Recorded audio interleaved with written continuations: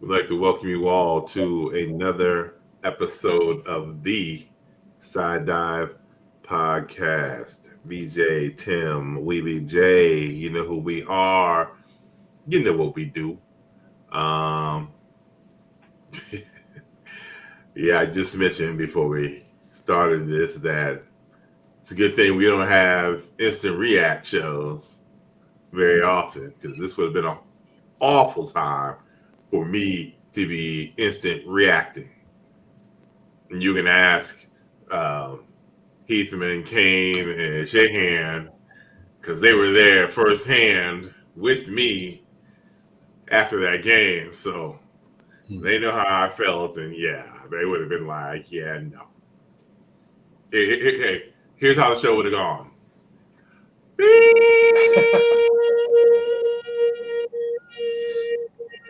Do that I, for th- like 40 minutes. I don't think And I don't think my internet would have been working, or my Wi-Fi would have been working that day. oh yeah. I was heated. You know, I've had some time to calm down and reflect on, exactly what happened. And while I still can't figure out what happened, um, other than getting our ass whipped, I at least I feel in a better place. How about y'all? I agree. Yeah, no, it's just, dude. Yeah, second half, 3 turnovers in a row. I mean, we haven't seen we haven't seen a Campbell team play like that since the first year. Just um, so yeah, yeah. And honestly, I'll give Arizona State credit. Last week, I said I shouldn't have watched that highlight video because it had me worried. Yeah, that's what it looked like. That's what he gave us. So, um, honestly, I'll be interested to see. I think Arizona State will have a chance against Texas, or they play the winner of Texas or I forget who Texas plays. Oh, Clemson. So Yeah. I think they'll have a good chance against either one of those teams. But anyway, Yeah. which was You know, Cyclones, but oh well. if Texas or Clemson tackles with one arm every time, then yeah, they're gonna have an excellent chance. I just want to throw in there that to pull a line from Dennis Green, they are who we thought they were. You talking about Arizona State? That is Right? correct. Yeah. Yes. And the quarterback, the quarterback was, I don't know. Yeah. Yeah. Well, apparently the Cyclones are who everybody else thought they were because nobody was giving them a chance to win. So true. So, I mean, it was. I mean, it down 24-10 at the half, but that's not really anybody who's been watching Cyclone football this season know that's not a really big deal. We've been down two touchdowns before, but that third quarter was just things of nightmarish proportion. And like Pipe said, the three turnovers in a row, and now it's 45-10, and you're like, wait, what the hell just happened? I Yeah. mean, it was. So you were at home. Did you didn't have a watch party, did you? No. Yeah. I didn't get to watch it until the second half. Oh, VJ, Um, you were at home. I was. Okay. I was in the bar. I Mhm. was in whiskey, and the mood from the start to the finish was just it was a seismic move in the needle. It was everything from pregame elation to just complete devastation by the time that third quarter ended. I mean, everybody was just sitting there. Only thing you could hear was people drinking and people eating, and the occasional cussing. Yeah, it was bad. But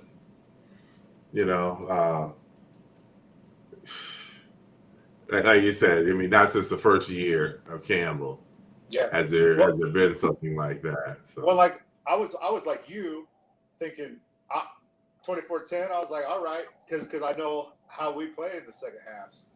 This year this team has been so resilient, but it just wasn't there. And no, I mean the but defense usually figured it out. They figured it yep, out in the second yep, half, yep, but they still could not, or would not, or did not try to wrap up on the tackles.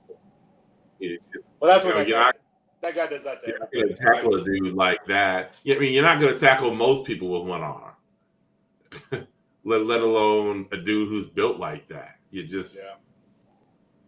You're just not. And then chunk plays, getting hit with chunk plays, and I mean they didn't need that top receiver.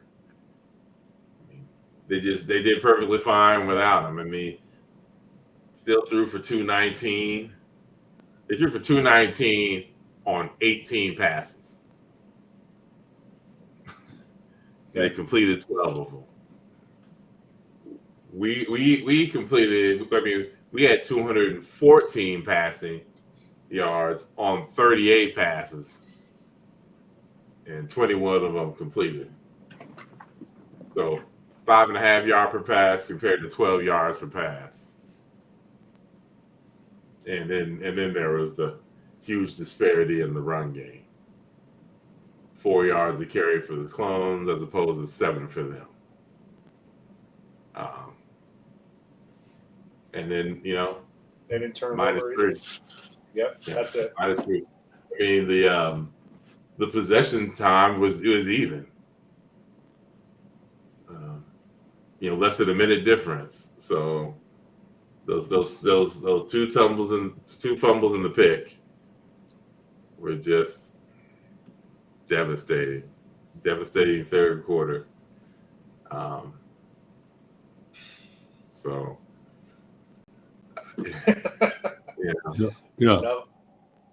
Yeah. I mean it sucks because it kind of put a damper on that 10-win season. Of course. At the time, now that I've stepped away from it, and it's still a huge accomplishment. You can still get to 11 wins. Yep. So this team has come a long way, because I mean there were people, Cyclone fans included, that thought we'd never be talking about a 10-win season. And for a minute there, this season, it looked like that was going to continue. But the team was resilient.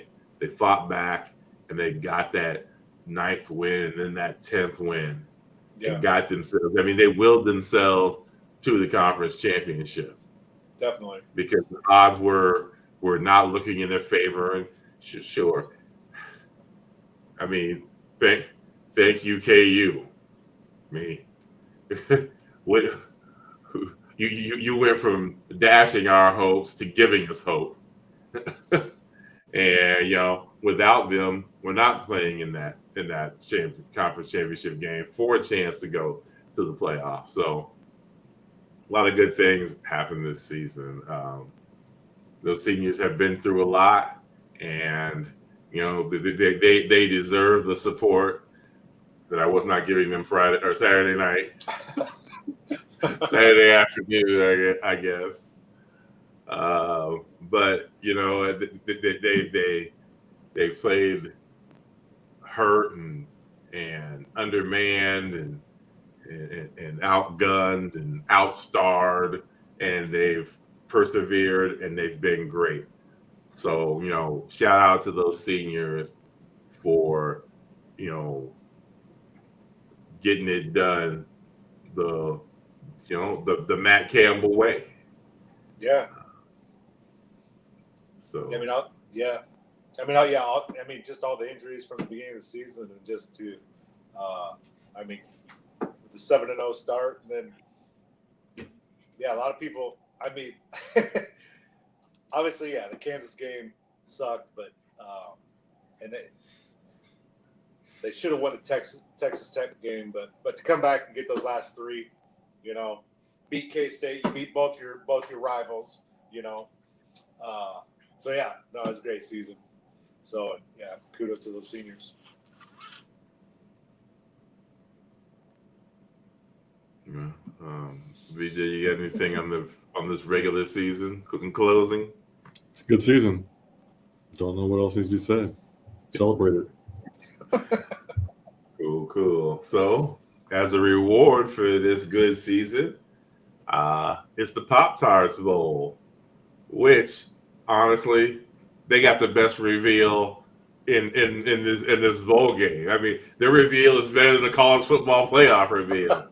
The goddamn Pop-Tarts popping up with the team logos was brilliant. If you haven't seen it, go see it. It's worth the watch. And if you do win, you get to eat the giant Pop-Tart at the end of the game. So so there's that. The opponents, they got the Canes.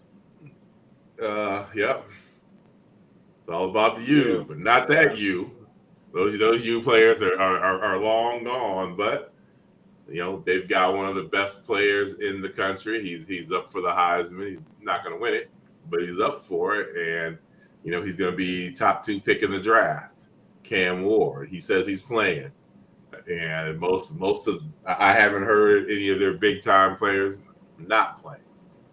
So it looks like it's going to be the full Iowa State team versus a full Miami team, which is exactly what you want. So we got 2 weeks? Yep, 28. It's on a Saturday. So 2 weeks from Saturday. Yeah, and it's a 2:30 kick. Okay, 2 weeks from Saturday is the bowl game, 2:30. So we'll talk about that more as the game draws near.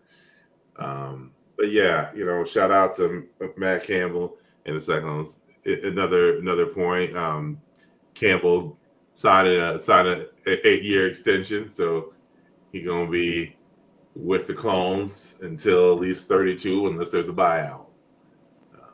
So no financial terms have been discussed, but if I had to guess and venture, he was making $4 million. I guess I'd probably guess he's going to be making closer to $6 million, if not maybe more. So,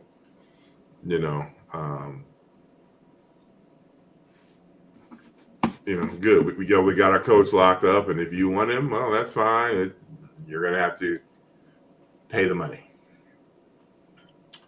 So, with that being said, let's hop right on in here to Hoopla. It's a Cyhawk week for basketball. You have the women taking over in Iowa City tonight. Tonight for taping purposes at 8 p.m. and then Thursday the men is that also in Iowa City? Yeah. Yep. Okay, they're at 6:30 tomorrow. The women have bounced back from their trouncing from South Carolina to do some trouncing of their own, and they come in as a 7.5-point dog to Iowa, and the predictor is only giving them like a 20% chance to win it. So, wow. Yeah, I thought kind of the same thing. 21.8% chance for the Cyclone women to win. On the men's side, it's literally reversed. But yeah, it's going to be. I know nothing about the Iowa women. I haven't really paid much attention to them. I know they just had their first loss. They lost to Tennessee. I did watch some. I watched a little bit of that. So yeah, they lost by 10 to them. They beat BYU, Washington State, Kansas, beat Drake by 13. So there's the one common opponent so far has been Drake.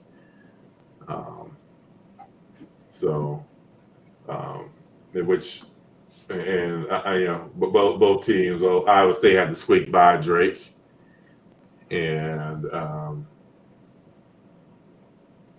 so both teams lost to a team out of the SEC. The only difference is Iowa State's came a couple weeks ago, and they've had time to recover, while Iowa has just lost to Tennessee and has not played a game since. So hopefully I'll be interested to see how they want to guard the interior for Iowa State, and vice versa as well. Because they'll have O'Grady playing the post, and Miss Cedar Rapids will be on the floor of the four. So, yeah, it'll be interesting to see how they do that. And I think that the Cyclone team is going to have to hustle back because they're going to try to beat Audie down the court, and get those, try to get some cheap inside buckets before she can get down there and get set up on defense. So, it might behoove Iowa State to try to slow that ball up in the backcourt to give everybody a chance to get back. Obviously, we've had troubles with great scorers, between the UNI game and the Drake game, and Lucy Olson, from what I saw, I think she was like the third leading scorer in the nation last year. Yes, she was. And she was their offense against Tennessee that I saw. It all goes through her. I mean, they do have good size with like BJ said, with O'Grady and Stolke. So it'll be a challenge. Well, if we continue to play perimeter defense like we've been playing, then anybody from Iowa can go off, because it has not been the greatest. No matter who we've played, even the have gotten open looks from 3-point line. Mm-hmm. I think they're best from outside as far as slashing would be. What's her name from Villanova and Stilke? Those are the two best players to get to the paint. So I do think we can guard the other girls. You think Crooks will have problems with their size? I don't think she'll have a problem with her size. I do. The pace of play that's always been a question of mine for her. Yeah. Pace of play. Yeah. But I mean, I think they do a good job of getting her in and out. She does a good job of getting back. They do a decent job of forcing you to run a secondary break or start to go through your offense. I don't know that we get caught. I say we. I don't know that the Iowa State Cyclones get caught with their backs turned or heads turned when in transition. I think they do a good job of slowing it up. But yeah, that's a lot of pressure to put on Audie. To run down the court. I mean, it's a lot of pressure on anyone to have to run that much. So I mean, this looks like a possible game for Elisa Williams to do some things. She's going to be called on probably to play more than planned.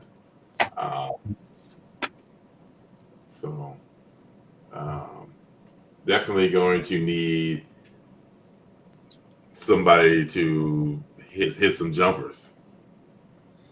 Not going to be able to live just trying to pack it down in Audie 24/7.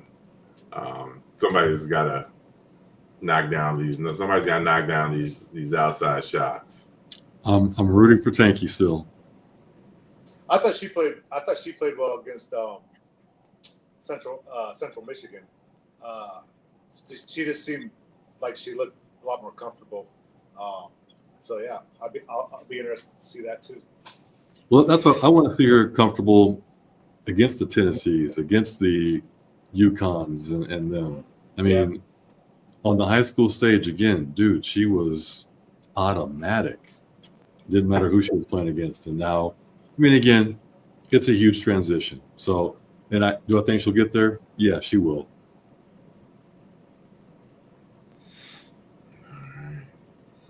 So yeah, 8:00 for the game tonight, and then after that. Wait a second. Hold up. Pipes, is something missing? Something missing? Yeah. What do you mean? No, we're good. Okay. All right. Okay. All right. Sorry. I just was like, wait, something's missing. All right. Never mind. Don't get me started. So we got Iowa tonight, and then Tuesday. Monday they've got Eastern Illinois, and then Wednesday. I'm sorry. Sunday is Eastern Illinois, and then Tuesday is the big one against UConn.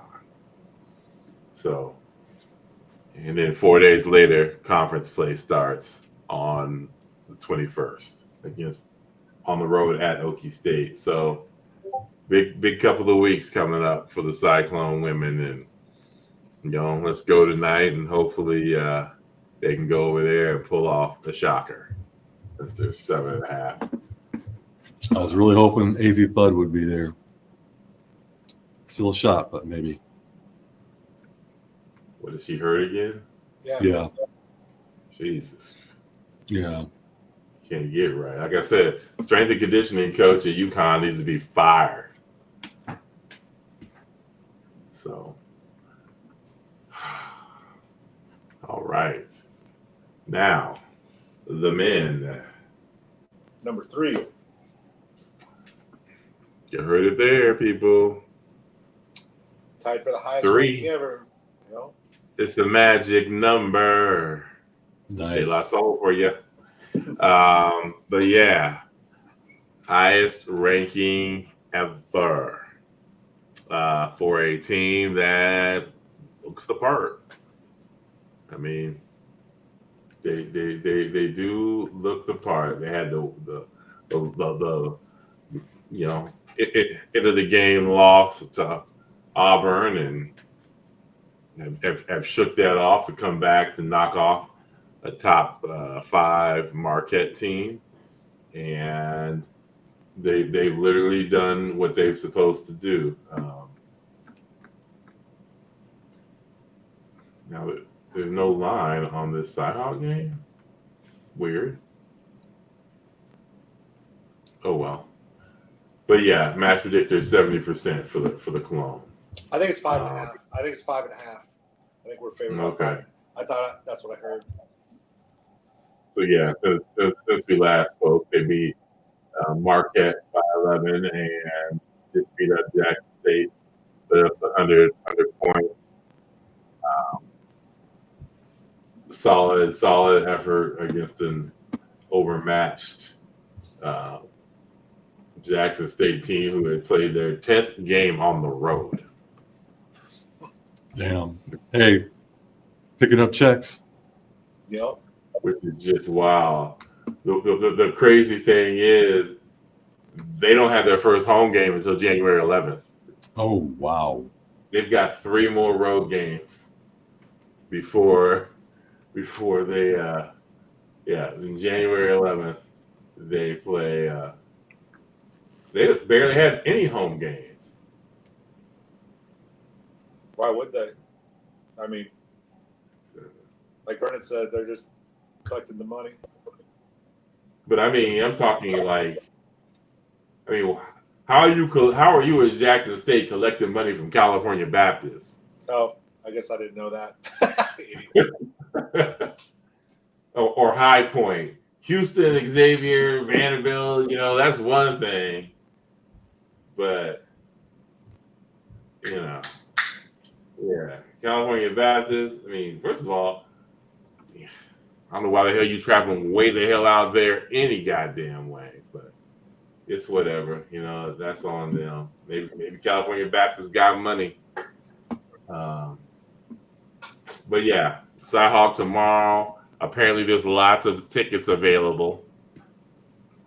It was $4,000 as of a couple of days ago, and they were begging Hawkeye fans to buy them tickets up. Yeah, and was it one of their assistant coaches that? Did you see that tweet? It was from I think it was one of their assistant coaches, like begging people, you know, say, yeah, there's 4,000 seats, blah blah blah. You know, Cyclone fans should have jumped right on them bitches. They should have jumped right on them bitches. I thought about it, but getting down there by 6:30, you know, just if it had been a weekend. Oh, for sure. Oh yeah. If it yeah. For Friday night, yeah, I probably would have done it. But yeah, but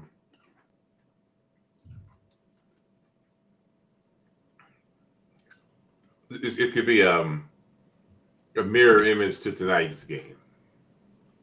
I mean, Iowa State's got to figure out what to do with Iowa, and then tomorrow night, Iowa's got to figure out what to do with Iowa State.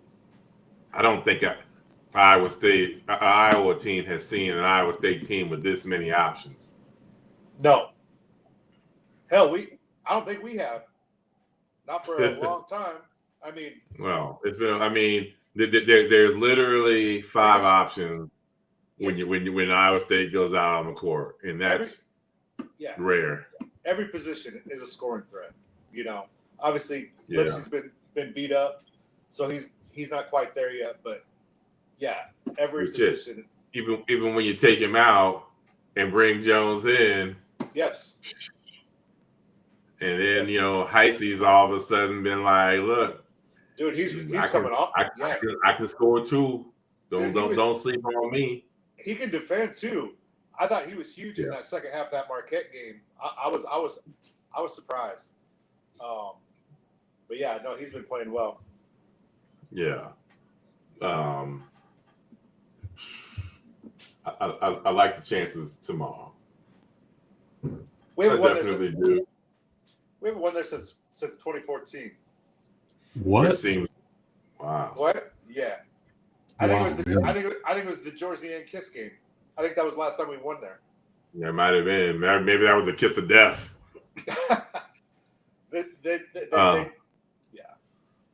Well, they had an article about how the game really hasn't had any flair to it. That's because the last few it's been a blowout for the home. Yeah, team. That's what they were saying. They're like, yeah, it's been blowouts, and you know, there's been nothing really to get excited about, and so this rivalry is definitely missing some of the drama. At least the women have had the drama, but yeah, this men's game, not so much. Yeah, the women haven't won down there since 2006. Can you believe that? Can you believe that? No. Yeah. I can believe that more than the men. Really? Because I mean, I cannot. Yeah, because Finley's so consistent. You know, I can't believe that there hasn't been a few in that time span. You know, where the men's teams, you know, we there's been 3 different coaches down there in the last 10 years. You know, for Iowa State. So. Yeah, we're talking 17, 18 years, right? Yeah. Yeah. So hopefully that changes tonight. Hopefully tonight that changes. Coming up after Cyhawk, then on Sunday they got Omaha, and then the following Sunday, now we're back to our 1 a week, and then the following Sunday it's Morgan State, and then 30th. Yeah, and then that Monday start conference play on the road at Colorado, and they'll be licking their goddamn chops. after that ass whipping that the clones put on them. So yeah, they're gonna be gutted on the 30th.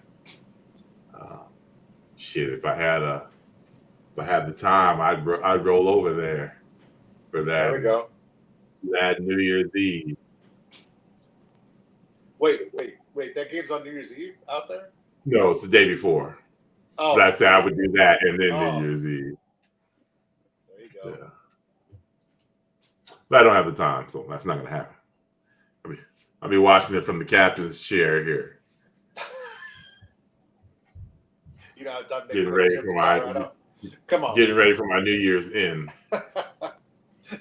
Jeez. Oh shoot. So yeah, we know people. Not a lot to talk about, but that game took it out of me. Yeah. Yeah. And we're not to the thick of the things in basketball, but it's coming. It's coming quicker than we know it. Probably, right around that bowl game time. The basketball season is really about to ramp up because conference play will be started. And dude, their schedule this year, we get Kansas twice, Arizona twice. I think we get Houston twice too. I could be wrong on that, but Houston once. Okay. At Houston too. Yeah. Damn.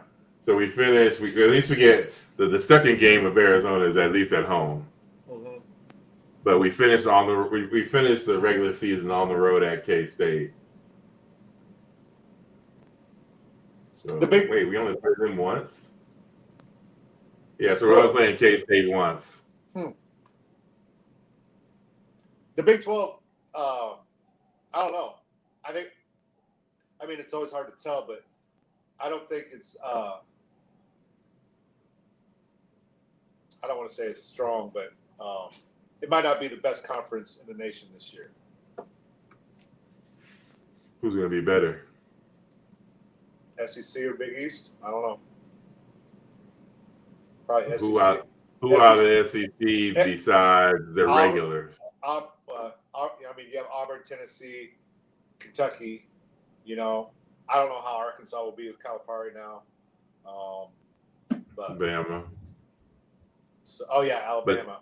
But their basketball is really reminiscent of their football.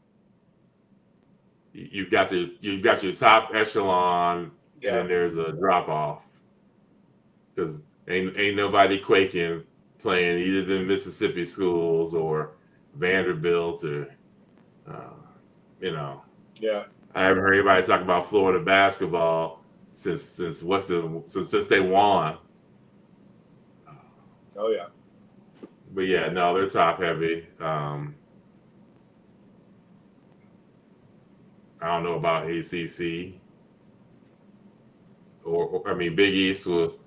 I mean, they're another top heavy conference, and even one of the top heavy people is shaky. Even though they beat Kansas, Creighton is shaky. Think so? Yeah. Oh yeah. Yeah, you can't have a 7'2" center that disappears. I mean, yeah, you can't be 7'2" when people talk about player of the year and stuff like that, and then you're not a factor. So speaking of that, so Kansas, do you think Kansas? They were number one. Everybody picked them to win the Big 12. I'm sorry. I mean, I can't stand Hunter Dickinson, but I don't know. Do you think they're the class of Big 12? No, I don't think so either. You know what's funny is before the Creighton Kansas game, my boy Ed was talking about he was completely worried about that game. He thought they were getting their ass whipped. Mm-hmm. And I was like, why are you so convinced they're gonna get ass whipped? He was like, he said, because they got them kind of brothers. Stores, man, that dude doesn't. And Creighton doesn't. And I said, you're wrong. I said, you're right. Creighton doesn't, but neither does Kansas. I said, Kansas doesn't have them rush, those Kareem Rush type. AJ Store and them ain't that rough and tumble dudes. I go, these dudes are more. This Kansas team doesn't have that tough identity. There's no player on there where I think that is going to go out there and be the physical person, just dominate and take over the game. And that's not even. And even when you got that big ass gorilla in the middle in Dickinson, he don't even give off that vibe. He shoots way too many little jump hooks and shit like that. I'd be trying to put everybody in the goddamn basket if I was that big. They don't. If you get physical with them, they're not going to get physical back. And they've always had players in the past that have been willing to be like, oh, if that's what you want to do, then we'll do that. But I don't see that on this Kansas team. I see them as a bunch of finesse players, which is fine. It's going to win you a whole lot of games, but in them close-ass games, that's the kind of shit that could come back to haunt you. I always thought Stores and Dickinson's they just come off to me from what as stat stuffers, you know. I was never impressed by either one of those guys. I mean, I know Dickinson's an All-American and whatever, but he's never played on a great team. I mean, those Michigan teams weren't bad, but they only went so far. Right. I mean, you're the new Zach Edey. Yeah. I mean, I don't even know if I put him in Edey's class. But yeah, no. I mean, Houston still scares me. Oh, Kelvin Sampson. And they're going to scare me until they don't scare me. It's just like last year. They scared me until that clock hit zero at the Big 12 Conference Championship. You know, nothing's changed for me. And now there's Arizona.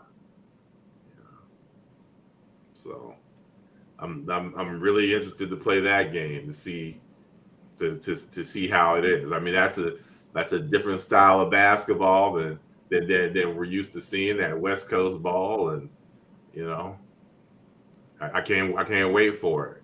Of course, I probably should, because I couldn't wait for South Carolina either. And we found out quick. But yeah, no, I don't think it will end up like that. But no, yeah, I'm excited for this Big 12 season with the newcomers coming in, because definitely going to. I don't think it's going to be like football. I think these newcomers are going to come in there and be battling it out from the get-go. Hey, did you guys see I just caught this on the news. BYU just got some huge recruit from out east, and Stephen A. Smith.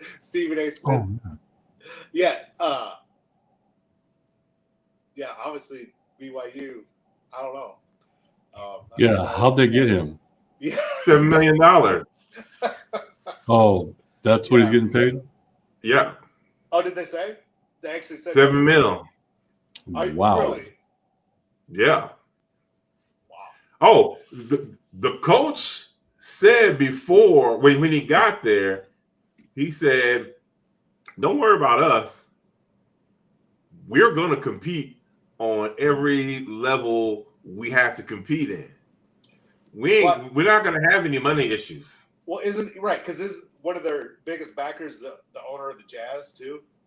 Yeah, I think that's where most of their NIL money is coming from. So yeah, he's like, money is not going to be an issue for BYU.